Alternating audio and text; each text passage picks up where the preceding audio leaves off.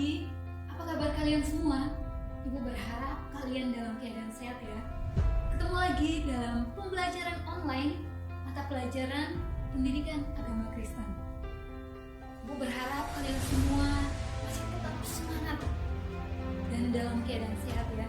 Jangan lupa tetap jaga kesehatan, makan makanan yang bergizi, dan stay at home supaya kita dapat membantu tim medis dengan stay at home. Kita akan mulai pembelajaran kita. Mari kita berdoa dimulai. Tuhan yang baik, terima kasih untuk kesempatan yang Tuhan berikan bagi kami untuk belajar. Tuhan tolong berikan hati yang taat, pikiran yang fokus, bahkan kebijaksanaan yang daripada Tuhan, supaya kami dapat mengerti, memahami apa yang kami pelajari hari ini. Terima kasih Tuhan, dalam nama Yesus kami mulai pembelajaran kami. Amin. Oke, kita akan memulai pembelajaran kita. Minggu lalu kita sudah belajar tentang karya Allah dalam memperbaharui kehidupan. Karya Allah dalam memperbaharui kehidupan.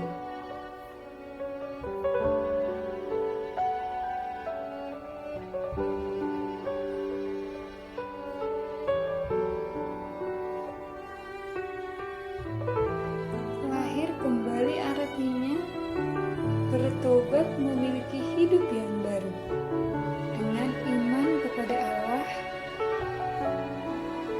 melalui Yesus Kristus. Hidup menurut kehendak Allah, menurut kehendak Allah. Makna pembaharuan manusia dan alam. Manusia diberi mandat oleh Allah menjadi wakil Allah untuk mengatur ciptaan lain supaya tercipta harmoni dengan alam. Menjaga alam yaitu dengan membuang sampah pada tempatnya, meminimalis penggunaan kertas atau plastik, memilah sampah organik dan non-organik dan daur ulang sampah menjadi kompos. Hidup baru artinya melakukan kehendak Allah. Kehendak Allah dinyatakan dalam Alkitab. Menerapkan kebenaran Alkitab dan menyediakan waktu merenungkan firman Tuhan. Yeremia 31 ayat 31 sampai 34. Nubuat Yeremia tentang pemulihan Israel. Dalam perjanjian baru nubuat Yeremia digenapi. 2 Korintus 5 ayat 17. Orang yang menerima Yesus dalam iman menjadi ciptaan baru. Allah memerintah dalam hidupnya sehingga diperbarui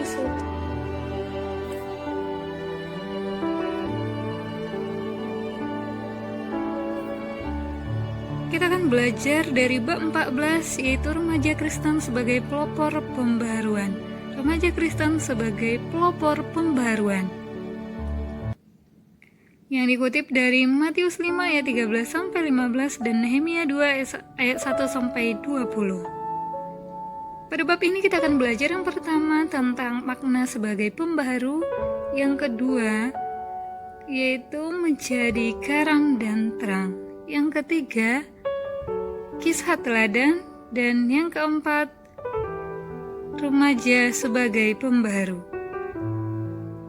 Sebagai pembaharu artinya adalah memotivasi, menginspirasi orang lain, memperbaiki kehidupan bagi kepentingan banyak orang. Memotivasi, menginspirasi orang lain, memperbaiki kehidupan bagi kepentingan banyak orang. Kepentingan banyak orang. Garam berfungsi untuk mengasinkan, mengawetkan supaya tidak busuk atau rusak. Menjadi garam mempengaruhi orang lain untuk tidak melakukan tindakan yang merusak diri sendiri dan sesama. Misalnya melalui kebiasaan contek, merokok, penggunaan obat terlarang. Terang berfungsi untuk menyinari semua sudut ruangan, menjadi terang menyinari semua sudut kehidupan yang gelap. Melalui pikiran, perkataan, tindakan yang jadi contoh teladan bagi orang lain, sopan, pikiran positif, solidaritas. Malala adalah remaja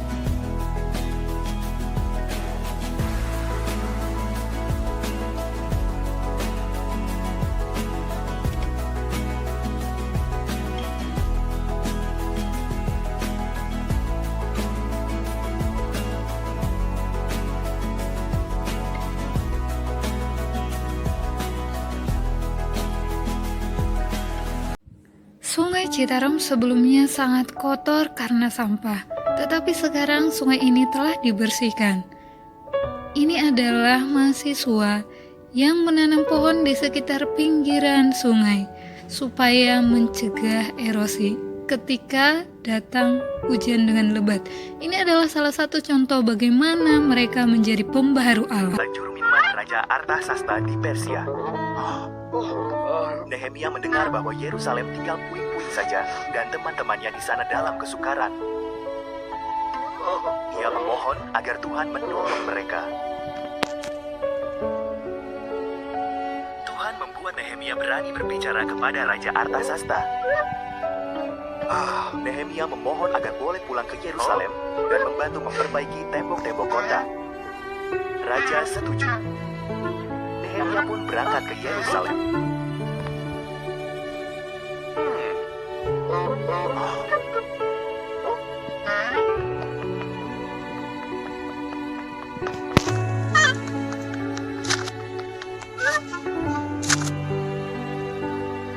Nehemia mengelilingi Yerusalem. Keadaannya lebih buruk dari yang didengarnya. Ini pekerjaan berat, katanya pada bangsanya. Namun dengan pertolongan Tuhan, kita bisa membangun kembali tembok-tembok ini. Mereka bekerja berkelompok atau bersama keluarganya memperbaiki gerbang kota lebih dulu.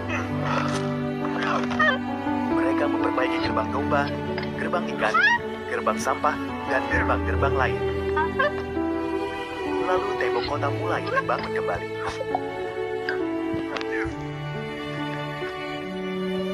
Mulanya, musuh menertawakan mereka. Tapi saat tembok makin tinggi, musuh-musuh itu bersiap menyerang.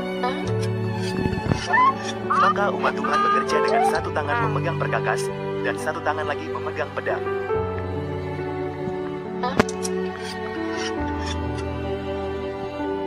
Dalam 52 hari kerja, tembok itu selesai dibangun. Ezra sang imam membacakan hukum Tuhan di hadapan umat Israel.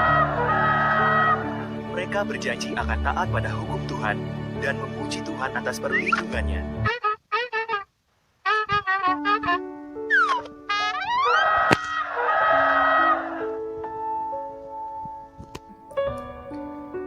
Nehemia membangun Yerusalem yang runtuh.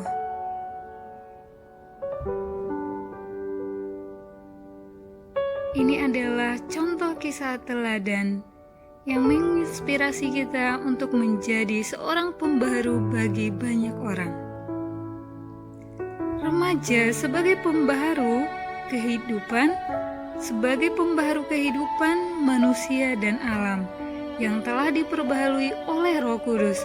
Seseorang mampu memahami kekuatan dan kelemahan dirinya serta menerima orang lain dalam segala perbedaan. Apa arti pembaharu kehidupan? Kemudian bagaimana remaja menjadi pembaharu bagi sesama dan alam?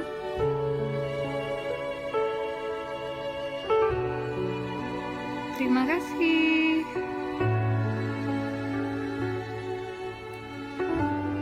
Demikian pembelajaran kita hari ini. Untuk menutup kegiatan kita, mari kita berdoa. Mari kita berdoa dalam hati kita masing-masing. Berdoa dimulai.